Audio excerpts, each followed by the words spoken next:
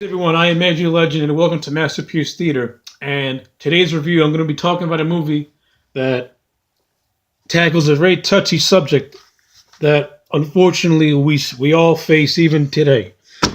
And that subject, of course, is racism. And the movie that perfectly, in my opinion, doesn't glorify it, but I guess you could say, deconstructs it.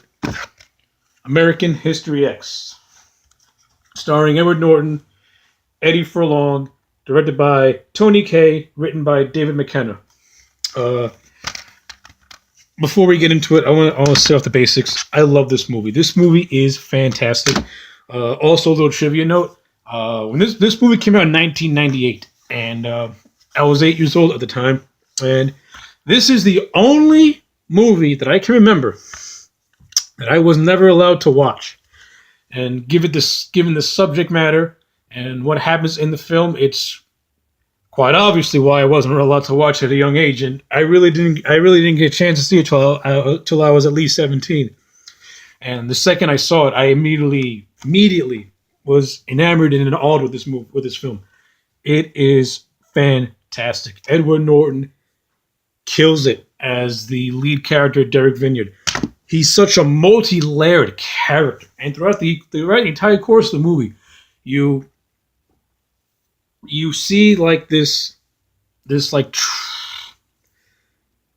all right, let's try and take this step by step.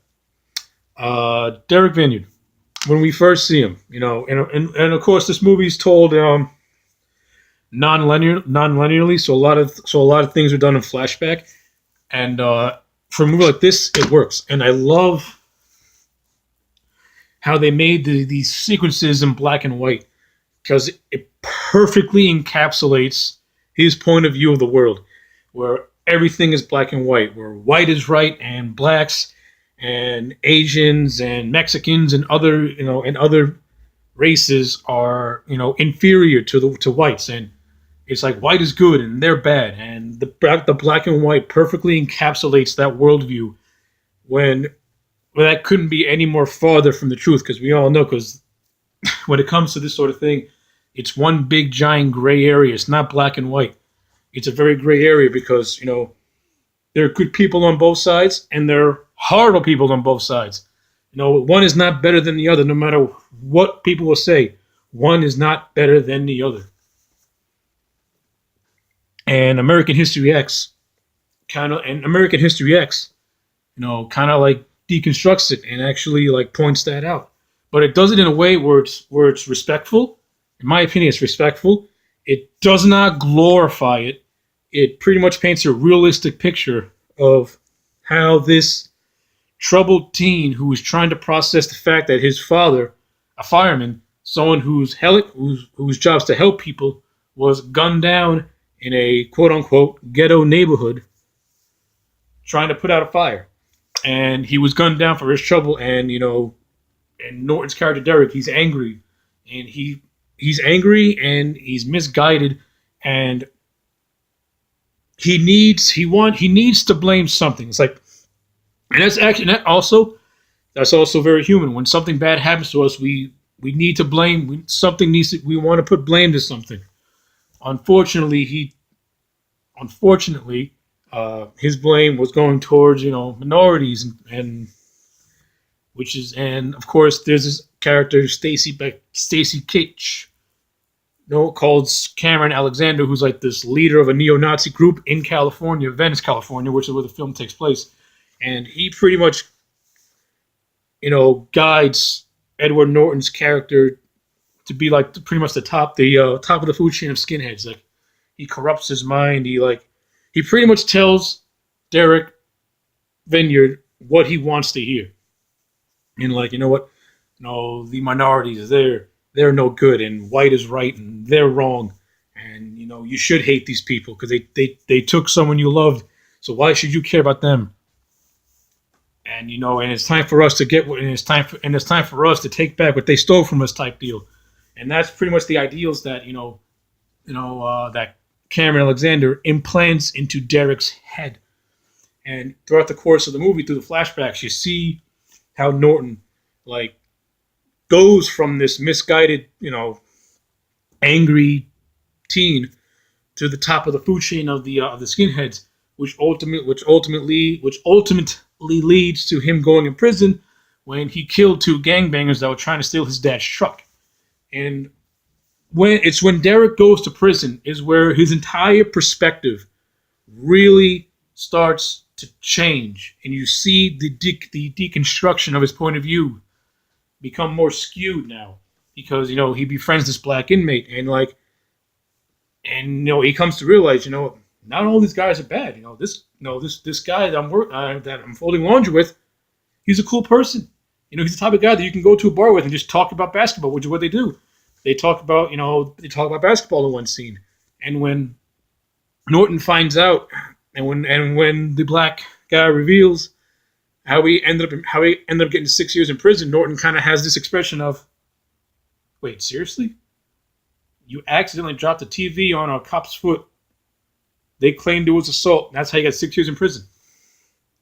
And you see this facial expression, and it's like at first he doesn't believe it, but deep down you know that it sounds like he's telling the truth, and that this guy is in here for no reason. And you see how that ultimately shapes him, and who he was in prison, and the things that happened to him in prison. He got in with the neo-Nazis there in prison, but he didn't like the way some of them were doing business with other gang members in the prison, because he's white is right, and you got one guy who's making deals with Mexicans and selling drugs to his own people, and Derek didn't like that. And when he confronted the guy about that, that ultimately led to the Derek being raped in the shower by the leader of that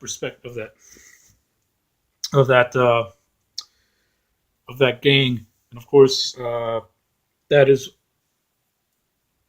and from there, Norton's character sees his former teacher, Mr. Sweeney, comes to visit him in prison and gives him books, and he asks the most profound question, and Derek Vineyard's character has no answer for it.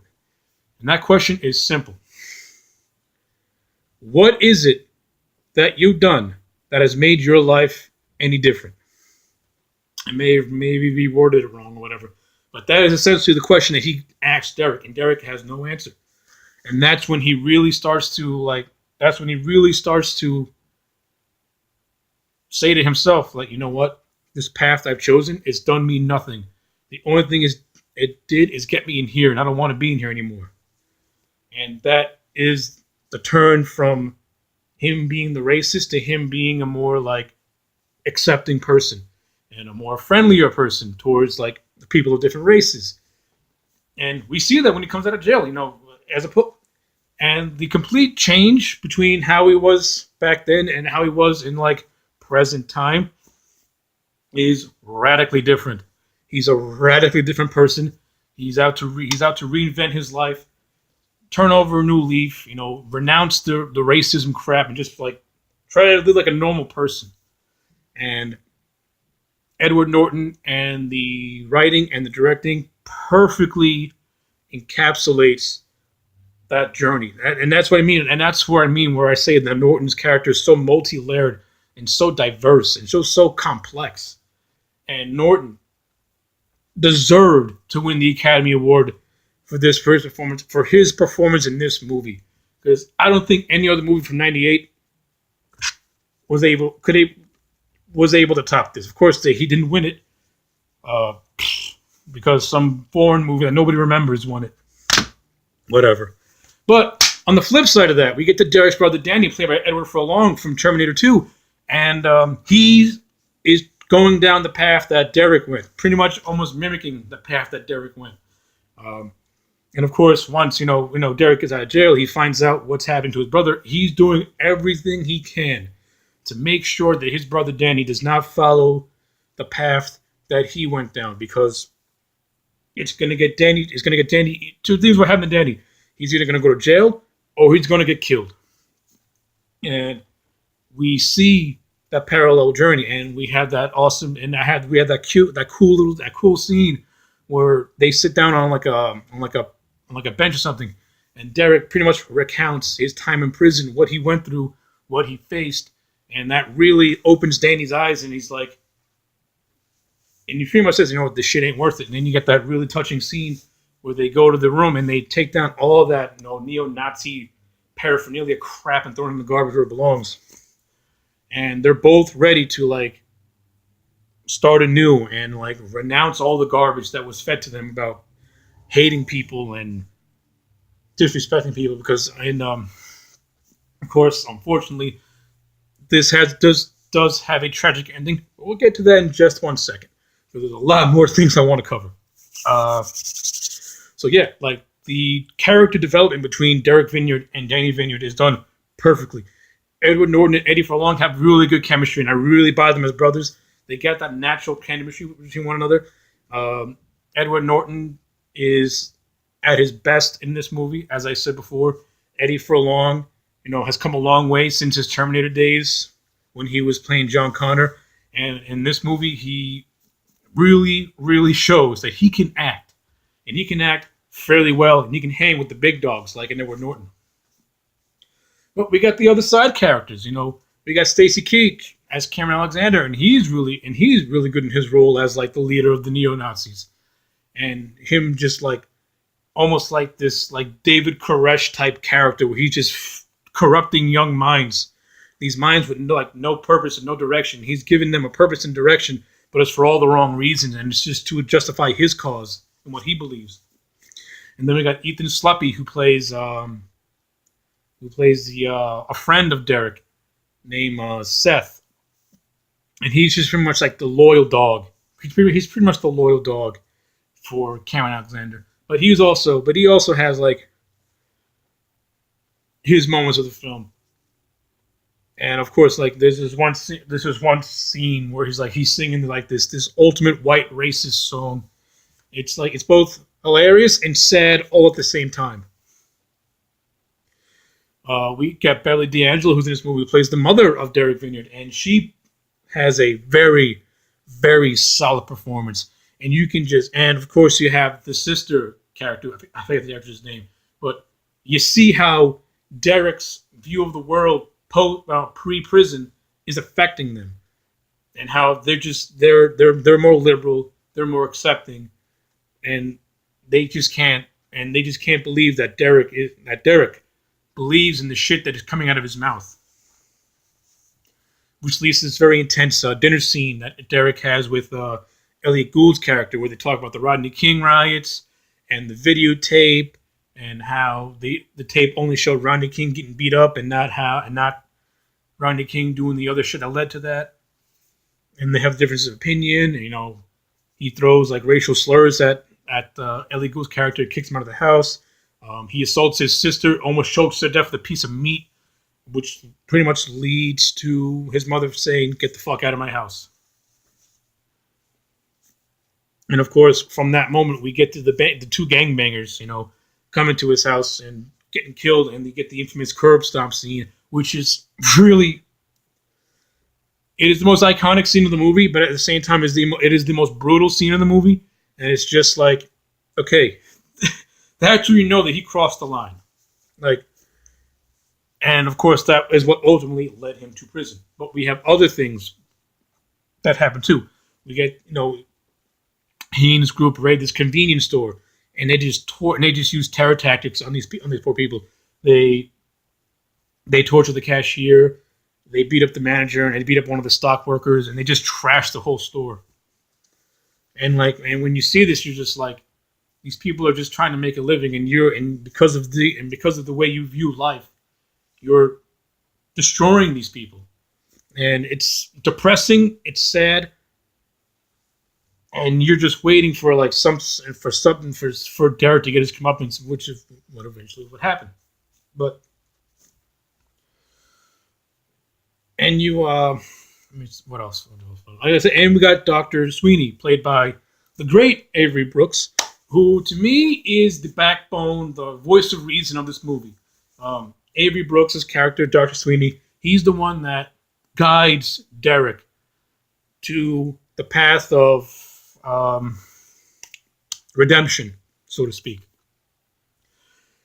And it so happens that he's also black, and but Derek has a lot of respect for him, which is which is actually really cool because like he's against other races, but yet he respects this man. He respects his knowledge and his wisdom, and he accepts his help. But and of course that's when the question. That's when Doctor Avery gave. That's what Doctor Avery. That's what Doctor Sweeney gave Derek the question of, "What is it have you done that's made your life any different?" And it's those words said by this man that makes Derek go down that road of redemption, which he ultimately does, and and reforms himself. And of course, unfortunately, he was too late to reform his brother. But of course, I wouldn't say he wasn't too late to reform his brother, but by the time his brother, Danny, was ready to like renounce his shit, he had his charge again because in the previous scene, and the way they set up to Danny's like final moment from the beginning of the movie is kind of like sloppy. They don't really. It just comes across as like a petty thing where he just blows smoke in this kid's face and that gets him all hot and bothered. But in the scenes that kid has, and the kid wants to be like a crip or something like that. And as an assignment, he is tasked with killing Danny to like earn his stripes in some sort of manner.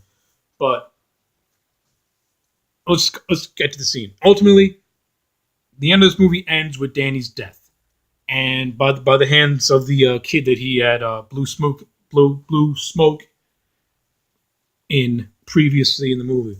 And that scene is just so well done. You see the two, they're face to face. The kid pulls out the gun, pulls the trigger. But once he pulls that trigger, and you see the expression in his face, you see the expression of, oh my God, what have I just done? I wish I didn't do this just now. He shoots Danny point blank range right in his heart. And ultimately killing him. And of course, once Norton finds out, and he's just completely crestfallen, and he just shouts out, "What did I do?" And it's in that moment where he realized that the path he chose was the path that ultimately that entire scene just to me it screams out the sins that Derek committed ended up costing him the things that he held precious to him, which was his family. And he lost essentially, his younger brother, but essentially his best friend and and the person that looked up to him. He lost, you could say, his most cherished family member, and pretty much like, and just to see him like, and Norton's performance in that scene is just heart wrenching. It's like you feel his pain, and you feel the sense that because he chose the path he chose, it cost him dearly in the end.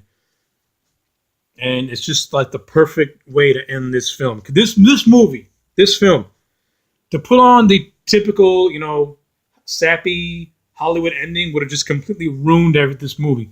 This movie needed this ending because it needs to say, you want to go down this road, don't expect to find the results you want to find because you're not going to find what you want. You're going to find heavy loss, and it's not going to turn out for you in the end. So, with all of that being said, American History X is, in my view, the perfect movie that just breaks down and just breaks down how this one person, chooses to hate others. And how it lands him in prison, and then he reforms himself by befriending a fellow inmate who was black, and it changed his whole perspective. And then once he gets released, he's ready to turn his life around and fix his family life. But by the time that happens, he's ultimately too late because his brother paid the price. Danny paid the price for Derek's sins, and that's exactly the theme. And that's exactly what sums up this entire movie once you get to that end. Danny paid the price for his brother's sins. This movie, solid 10 out of 10. The casting is sensational. The writing is top on point. The directing is awesome. The message that it says is relevant, and it'll stick with you, and it'll make you question. It'll make you question. You'll be like, is hating is extreme? Is hating people to the extreme really worth it? Is it really worth it? And that's what American History X will say to you. Is hating someone really worth it? That you're willing to, put your family at risk because of a lofty ideal that you don't need to have. Well, with all that being said, I am AJ Legend. Like, comment, and subscribe, and I'll see you again next time.